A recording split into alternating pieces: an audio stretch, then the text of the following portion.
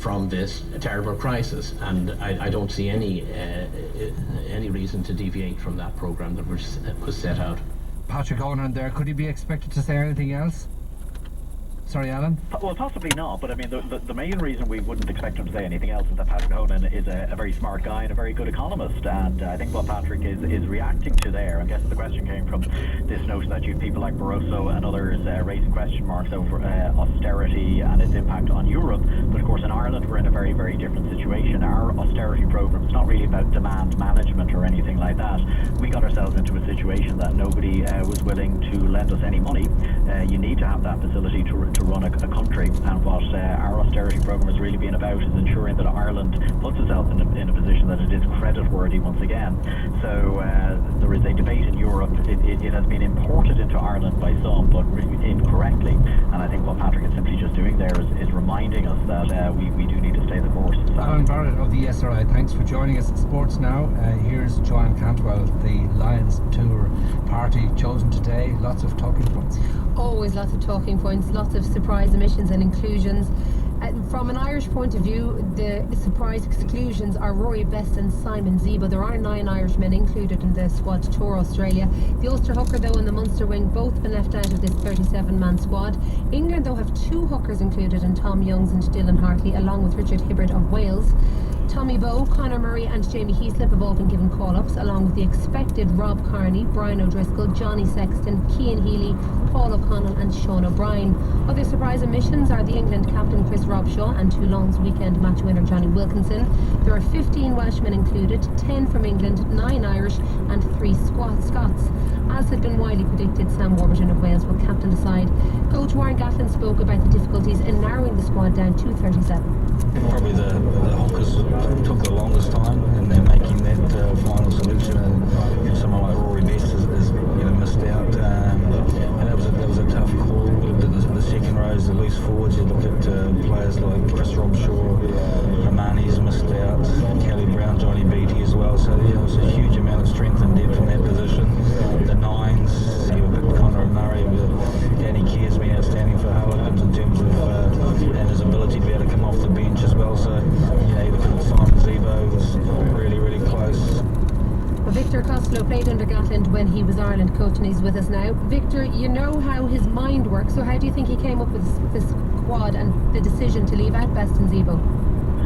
I think at some time Warren Gans would have had a lot of that 30% of that team figured out, and you can see that in some of the selections, particularly the captaincy. He would have left, I suppose, his own ability to choose depending on form, and that includes both bad form and good form. And he obviously decided, with the likes of Zebo being injured, Ireland not performing, and I particularly think that Rory Best is very unfortunate, considering that Hartley had a international rugby from England point of view. But Ireland were performing would be draw at that stage and not pick him. So a lot of these choices have probably been unfortunate due to the lack of success of the Irish team. And just briefly on the captain as well, because obviously Irish people might have liked to have seen Brian O'Driscoll or Paul O'Connell again. He's gone with the youngest ever, Sam Warburton, 24 years old, and with no Lions experience at all. How big a difference would that make? Well, I think if you look back to 1999, Warren Gatton was the first guy to pick Brian O'Driscoll. His history with Ireland, he had Keith Wood as a captain, he had Dean O'Quinnigan as captain number 8, both in the forwards. Let's not forget, when Sam Warburton as captain, he will also have Brian O'Driscoll as his experience on the first choice team, as he will have Paul O'Connell. So effectively, looking at from a management point of view, he got 3 big leaders on that team straight away with Walker and captain. But from an Irish point of view, of course, it's disappointing. Okay, Victor Costello, thank you very much for joining us. In other news, FIFA's honorary president João Havelange has resigned from his post after being named as having received bribes. The long-awaited report by FIFA's ethics committee into the scandal involving collapsed marketing partners ISL has called the current FIFA president Sepp Blatter's handling of the scandal clumsy, but says it did not breach ethics rules. Real Madrid will be looking to overturn a 4-1 deficit this evening when they welcome Borussia Dortmund to the Bernabeu for the second leg of the Champions League semi-final. And at the Betfair World Snooker Championship, Sean Murphy has opened up a 6-2 lead over Judd Trump, and Barry Hawkins leads Ding Junhui by 5 frames to 3.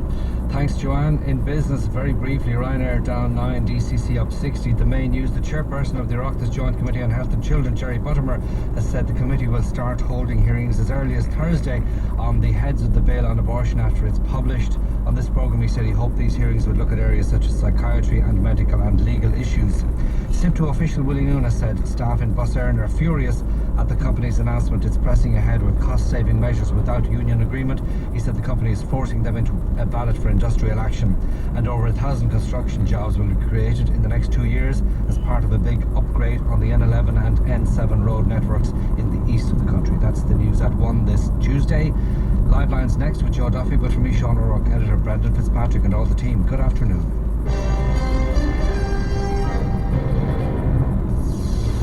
RTE Radio 1. There are several handy ways to pay your TV licence.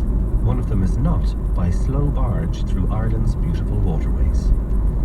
Here I am now on day 18 of our journey to pay the TV licence. We've just left Roscommon and now on to Tarmanberry. But there's a sandbar.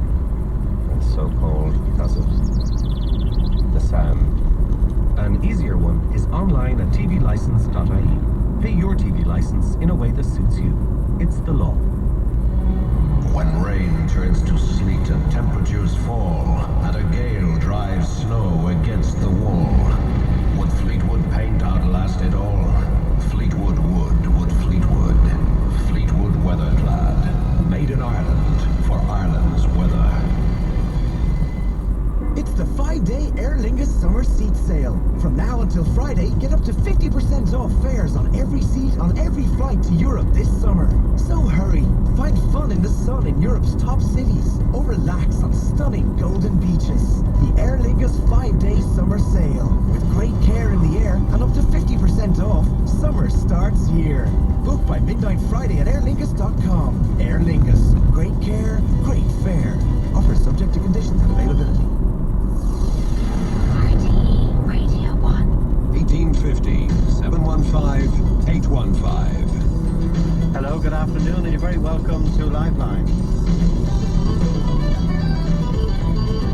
And 51551 is our text number. Brendan, good afternoon. Good afternoon, Joe. You're a retired guard, and now there's another war of words broken out, this time between rank and file Gardaí and the Garda Commissioner. The rank and file Gardaí at their annual conference say that the crime figures are being massaged, that crimes are either not being registered or recorded, or indeed they're registered in a less serious crime category, that some investigations are simply PR exercises. The Gardaí turn up but nothing else is done. You're a retired Garda, Brendan. Are the figures being massaged, do you think? Well, you know, Joe, we have this sort of annual thing, you know, probably the same as teachers' conferences and that. They all turned into be a sort of a slagging match between authority and the union or whatever it is. But Brendan, this is more serious. Well, you know, this is accusing the Garda Commissioner or senior Gardaí of acting fraudulently. well, look, personally, I don't accept that, because when a person rings up, you know, if your house is broken into, that's put on computer or pulse or whatever it is. And that cannot be massaged. It's there for all time, you know what I mean? There was, even when I was serving back about 10 years ago, there was damage, we'll say criminal damage, if it was over 50 pounds or euros at the time, that was actually a crime. Now, but the law was actually changed at that time, you know, that it was no longer a crime as such, that it was an offence, you know, and that was changed by legislation.